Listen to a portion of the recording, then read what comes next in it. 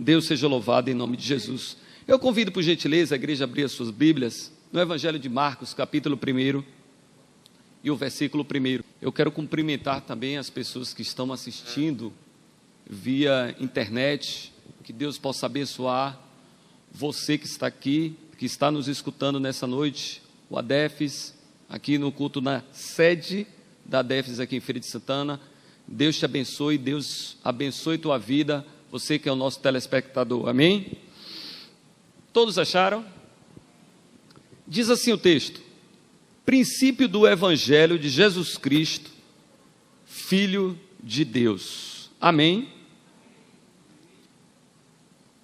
Eu gostaria nessa noite de falar um pouquinho sobre o conceito de Evangelho na fé cristã.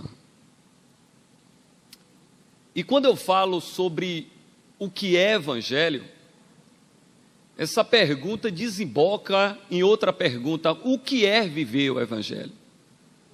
Porque não basta apenas nós sabermos o que é o Evangelho, mas a gente precisa entender o que é viver o Evangelho.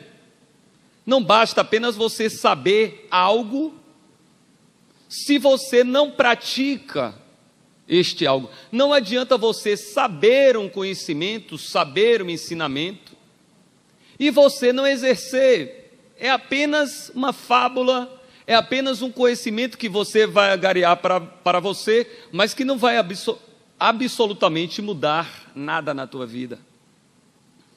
Para que a gente possa entender um pouquinho o Evangelho de Marcos, eu quero convidar você um pouquinho a os anos 60 depois de Cristo. A comunidade cristã lá em Roma estava vivendo um momento muito difícil. O imperador Nero, que muitos aqui que estudaram já na escola e na faculdade já ouviram falar, ele resolve reformar Roma. Ele resolve fazer uma grande reforma em Roma, e por conta disso, para que o seu projeto fosse executado, era necessário ele desapropriar a área pobre de Roma. E aí, a maneira que ele teve de desapropriar, porque hoje em dia, a desapropriação, o poder público, ela paga a determinada pessoa para que saia do local, ela compra o imóvel, compra o local. Mas naquela época, Nero utilizou de uma maneira nefasta, cruel. Ele incendiou uma parte de Roma. Só que o problema é que Nero não imaginava. Ele imaginava assim: eu vou incendiar Roma, essa parte de Roma é a parte pobre. E aí, o que é que vai acontecer? Como são pobres, humildes, uma grande parte, pessoas também escravas, ele dizia, não vai acontecer nada, mas ele não imaginava que houve uma convulsão social. Naquela parte pobre de Roma existiam muitos romanos também.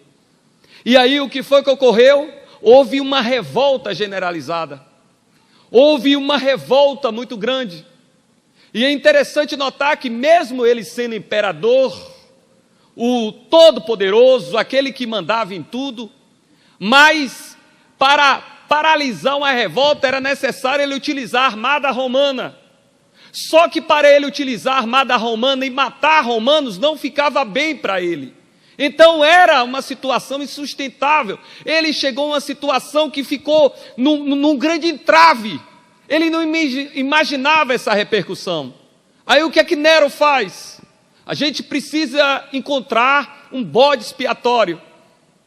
E precisamos encontrar um grupo, precisamos encontrar alguém que a gente impute, que a gente acredite a culpa deste erro do imperador.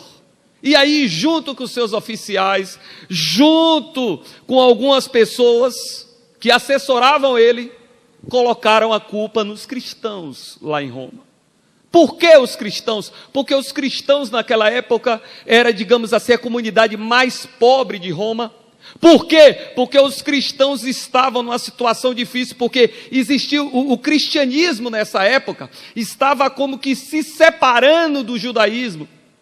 Então eles estavam se separando, porque havia também um mal-estar entre os judeus cristãos, até judeus cristãos, que tinham se convertido e moravam em Roma, e estavam se afastando do judaísmo, por quê? Porque era um momento que o povo judeu estava empreendendo, estava se preparando para guerrear contra Roma, no ano 66 depois de Cristo. Então o que foi que aconteceu? Os cristãos, conhecendo a profecia, disso: o templo vai ser destruído, Jerusalém vai se acabar. Jesus já tinha profetizado antes, e eles acreditaram na profecia de Jesus e disse: não adianta lutar, porque se a gente lutar, a gente vai perder. Mas aí os judeus acharam que aqueles judeus cristãos eram traidores, que não estavam do lado de Israel. E aí, por conta disso, também mais fragmentação, ou seja, o cristianismo estava fragmentado, não tinha ninguém para se amparar, não tinha nenhuma autoridade de grande importância para defendê-los, pelo fato de ser mais humildes. E aí o que é que ocorre?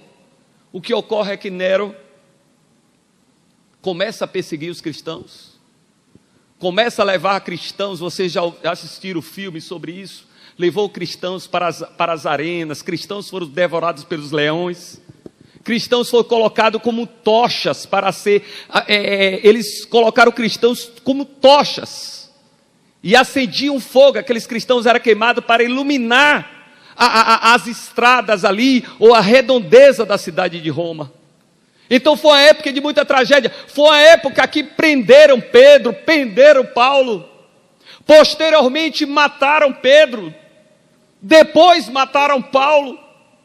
Então era um momento de crise, era um momento que a igreja estava sofrendo, não somente a igreja em Roma, mas a igreja no mundo, porque eles seguiam a Cristo, eles amavam a Cristo, mas eles começavam a dizer: espera aí, eu amo Cristo, eu sigo Cristo, mas o que eu vejo é Nero, eu vejo Nero mandando, eu vejo o mal acontecendo. E quem sabe hoje você pode estar vivendo assim também.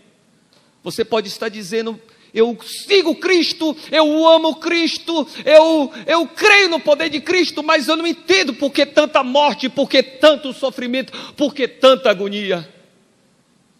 E aí Marcos, percebendo isso, e ele olhando essa situação, o evangelista Marcos, ele começa a escrever para dizer o seguinte: olha, se todos nós morrermos, se essa comunidade aqui morrer, aqui em Roma, se lá também em Israel morrer, e outras redondezas houver uma grande perseguição generalizada, esse escrito acerca dos atos e ensino de Jesus vai caminhar na história e não vai se perder. E nessa hora, ele coloca uma palavra que é fundamental nesse versículo. Ele fala: princípio do Evangelho de Jesus Cristo. E o que eu quero falar um pouquinho nessa noite é sobre o que é Evangelho. E de que forma a gente pode viver esse Evangelho, de que forma a gente pode praticar esse Evangelho. A primeira noção de Evangelho é que Evangelho é uma boa notícia, é uma boa nova. Agora eu quero que você entenda uma coisa, que quando Marcos diz que o Evangelho é de Jesus Cristo, isso não significa que não existiam outros evangelhos. Já existia na época. Por exemplo, existia o Evangelho de Roma, o evangelho do imperador. Por exemplo, quando Roma conquistava uma província, quando o filho do imperador nascia, chegavam os arautos, os representantes, os porta-vozes do império, e abriam os rolos e falavam à cidade: olha, o filho do imperador nasceu, Roma conquistou. Só que na verdade o evangelho de Roma não era uma boa notícia, era uma propaganda. Por quê? Porque o filho do imperador nascia, Roma conquistava outra província, mas o povo continuava pagando muitos impostos a Roma. Ou seja, o povo ouvia uma suposta boa notícia, mas aquela boa notícia não internalizava, não era praticada, não era vivida na sua vida. Eles viviam de propaganda. A diferença do evangelho de Roma para o evangelho de Cristo é que o evangelho de Cristo não é uma propaganda, não é uma ilusão. O Evangelho de Jesus Cristo é uma promessa que vai se transformar em realidade. Amém? A diferença do Evangelho de Jesus Cristo para o Evangelho de Roma é que o Evangelho de Roma, ele ilude você. Ele engana você, são promessas vazias, mas o Evangelho de Jesus Cristo não. Marcos diz, Evangelho de Jesus Cristo, porque uma boa notícia de Cristo é o seguinte, é uma promessa que ela vai se tornar realidade lá na frente. Aí você pode me dizer, mas Sóstenes, hoje eu estou angustiado, ok? Hoje eu estou em angústia, ok? Mas eu quero te dizer que se você vive e se você crê no Evangelho de Jesus Cristo, você pode estar até angustiado muito agora, mas você tem a certeza que a alegria logo, logo vai chegar até você, porque a alegria já está na tua frente e ela vai alcançar você. A diferença do Evangelho de Jesus Cristo é esse. É porque é uma promessa, é uma notícia que você recebe e você diz assim, ainda não aconteceu, mas eu sei que lá na frente vai acontecer. Você sabe qual é o grande drama do ser humano hoje? É porque o ser humano muitas vezes vive na ilusão. A ilusão, ela te ilude até um determinado tempo. Mas depois você para. Mas na promessa, você fica de pé, você sabe por quê? Porque existe um sobrenatural de Deus na tua vida que diz assim, olha, está difícil hoje, mas amanhã vai melhorar. Está difícil hoje, está aperto hoje, mas existe algo bom de Deus para você lá na frente. Está apertado hoje, eu sei, sim, mas Deus tem um futuro para você. E eu digo mais, o teu futuro não é o vazio. O teu futuro não é vazio. Deus tem um futuro maravilhoso para você. Mesmo que você não perceba, mesmo que você fique pasmo, mesmo que você fique dizendo, mas será que tem futuro? Ah, minha vida está muito monótona, parece que nada acontece, é crise atrás de crise, crise atrás de crise. Você começa a conviver com isso, mas Deus diz, existe um futuro para você. É porque você não está percebendo que Deus tem um futuro para você. Eu nunca me esqueço da carta de Paulo aos Filipenses. Paulo está preso. É a primeira prisão lá em Roma. Dessa vez ele sai. Mas ele não sabia que ia sair. E aí os irmãos de Filipos mandam perguntar como é que está Paulo, como é que está. E ele começa a escrever e diz, olha, está tudo bem comigo. E eu vou dizer mais, para mim o viver é Cristo, morrer é ganho. E ele diz mais, ele disse, olha, eu estou numa situação favorável. Olha a situação favorável de Paulo. Se eu morrer, eu vou morar com Cristo. Está lindo para mim. Eu vou ganhar, é lucro para mim. Se eu viver, eu vou continuar plantando no reino de Deus. Paulo chega, se você lê a carta com muita calma, você vai perceber que Paulo fica dizendo, olha, qualquer uma das duas situações está bom para mim. Qualquer situação está bom para mim. Eu acho que essa deve ser a nossa razão, é dizer, se a luta está difícil, amém. Se vem bênção, amém. Independente do que aconteça, o importante é que Cristo está em nós. O importante é que estamos salvos. O importante é que o nosso nome está escrito no livro da vida. O importante é que fomos enxertados em Cristo. Isso é o que importa. E o mais que Ele resolva. Mas muitas vezes você fica dizendo, será que meu futuro é um vazio? Quem sabe você chegou aqui achando que seu futuro é um vazio. Você olha para dentro de você e diz, eu não vejo nada na frente, Sóstenes. Eu não vejo nada. Eu não vejo nenhuma expectativa. Eu não sei nem por onde começar. Eu não sei, o que eu vejo na minha frente são notícias negativas. Eu olho para a minha realidade, notícias negativas. Eu olho para todos os lados e eu não vejo nada. Mas Deus nessa noite está dizendo para você: eu tenho um futuro para você. Eu tenho um plano para a tua vida. Eu tenho um projeto para você. Eu tenho um caminho para você. Eu tenho algo para a tua vida. Existe um plano aí que eu desenhei para você. Você não está aqui no mundo à toa. Você não é um nada. Você é um ser especial a quem eu tenho um grande plano, um grande projeto. Esse meu projeto não parou. Esse meu projeto não acabou. E o meu projeto está de pé na tua vida.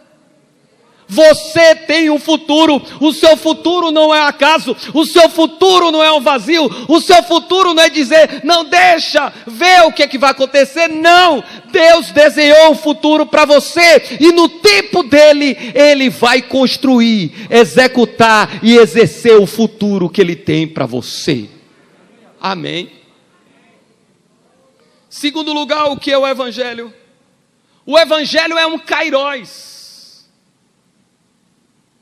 O que é um kairós? Kairós é um tempo oportuno. É um tempo específico que Deus resolve agir.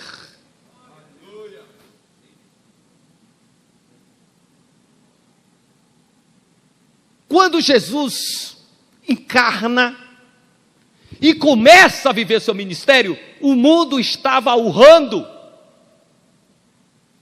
O povo de Israel estava urrando, estava sofrendo. De um lado tinha a religião judaica, que só tinha obrigações e punições. Do outro lado tinha aquelas fábulas vazias do pensamento, que não resolviam nada. Do outro lado tinha Roma com chicote, só querendo imposto, só opressão. Era um mundo de dificuldades, era um mundo de crise. Mas Jesus chega naquele tempo, chega no momento que Ele decidiu chegar. Chega no momento que Ele decidiu agir. Porque o kairós não é o meu tempo. O meu tempo é o que eu cronometro, é o que eu observo. Mas o kairós é diferente. O kairós é o tempo de decisão de Deus. Esses dias eu estava conversando com um amigo. Ele estava com uma crise muito grande existencial por conta dessa questão da pandemia. E ele dizendo para mim: Sóstenes, eu não entendo. Tanta gente morrendo, tantas pessoas cristãs, pessoas de Deus falecendo. Sóstenes, onde é que está Deus? Sóstenes, onde é que está Deus? Ah, Sóstenes, o que é que está acontecendo? A igreja brasileira está falha. E aí ele começou a falar um monte de coisa. Eu falei, olha, eu vou dizer uma coisa para você. Deus continua no mesmo lugar do trono, e Deus continua no controle sempre. Deus é Deus poderoso. Quem é o coronavírus diante de Deus? Não é nada. Deus está no controle. Eu não sei quando, eu não sei como, mas se Deus quiser, se for da vontade dEle, apenas em uma palavra, apenas em uma intenção, esse vírus cessa todo na terra, porque Ele é Deus. Agora, se Ele não fez ainda, não é a minha alçada tentar designar e tentar dizer quando Deus vai agir. Eu não sou Deus. Uma coisa eu digo, que Deus é Deus. Agora, eu não posso mandar em Deus. Deus é soberano, Deus pode todas as coisas. Deus é poderoso, Deus tem poder de fazer qualquer coisa, o que Ele quiser Ele faz. Ele fez o mundo do nada apenas pela palavra. Deus é poderoso para fazer muitas coisas, mas a gente precisa entender que o kairós é o tempo de decisão dEle. É o tempo que Ele decide.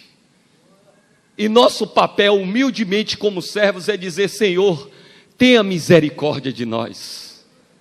Nosso papel nesses dias, sabe o que é? É dizer: Senhor, eu me arrependo.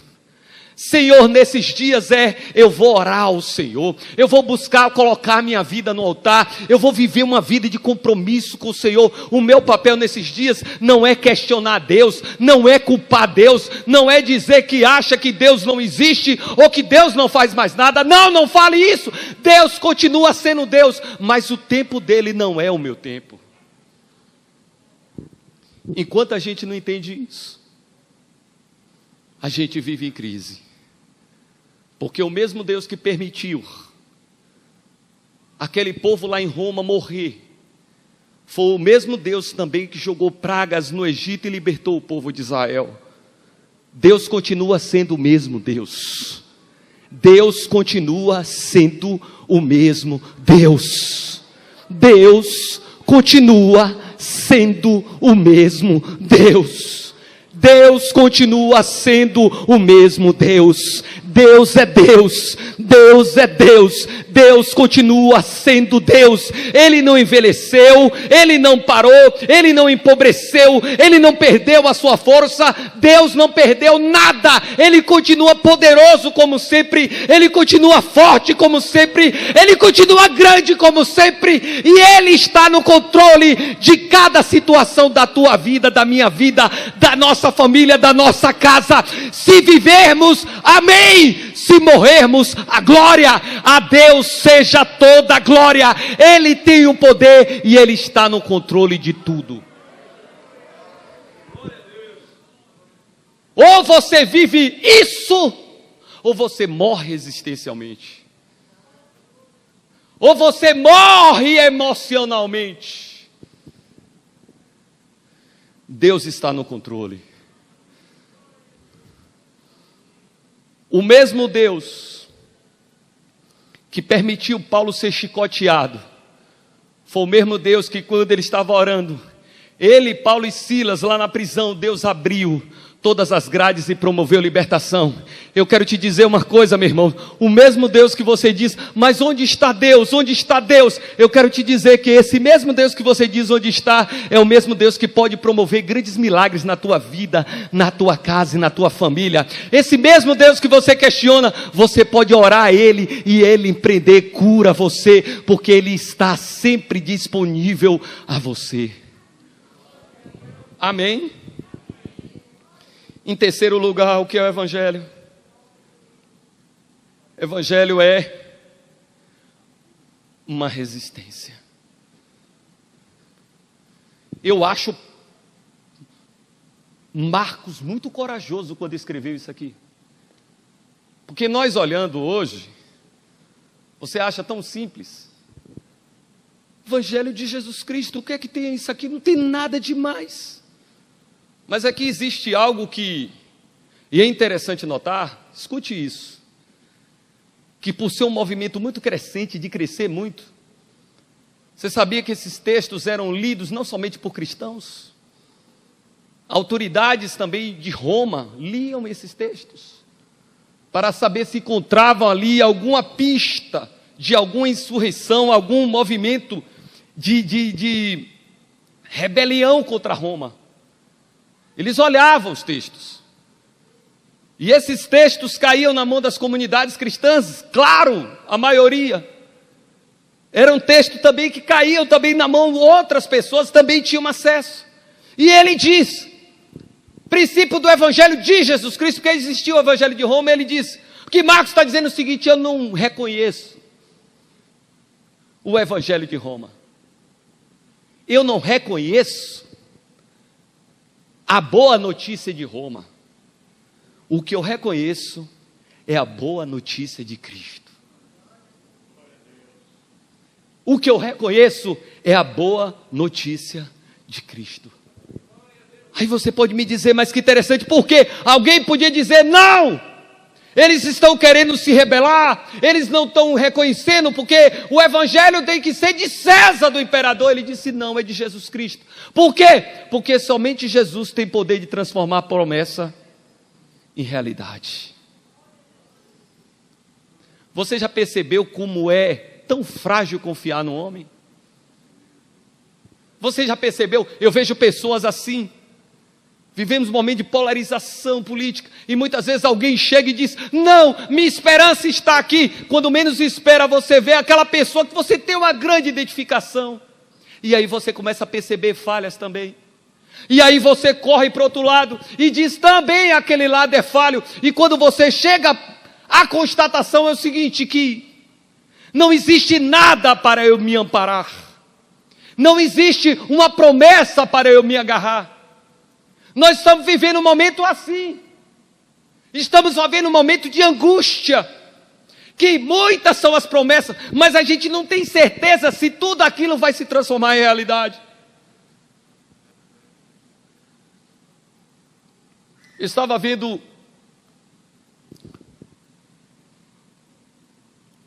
alguém dizendo o seguinte: que precisamos entender que essa crise vai durar muito tempo ainda, tem tantas coisas. Eu ouvi algumas pessoas falando isso, por isso que hoje eu resolvi parar de assistir muito televisão, telejornal, porque eu vejo que não acrescenta nada. Não está entendendo nada, eu vou procurar outras fontes. Aí, quando eu fiquei olhando, eu dei de mim, eu digo: eu repreendo em nome de Jesus. Sabe por quê? Porque ele falou algo. Uma má notícia. Plantou uma má notícia e aquela notícia vai contagiando o mundo, vai contagiando milhões. E eu olhei dentro de mim mesmo e disse: não. Jesus Cristo está no controle. Jesus Cristo é que tem o poder de dar a notícia. A notícia é dele. É ele que tem poder de dizer se essa notícia é boa ou ruim. Não é o homem, porque o homem é falho. O homem tem falhas. E tudo que o homem faz é imperfeito. Tudo que o homem faz, nós estamos aí nesse drama, todo mundo correndo: meu Deus, precisamos ser vacinados. É importante ser vacinado, sim.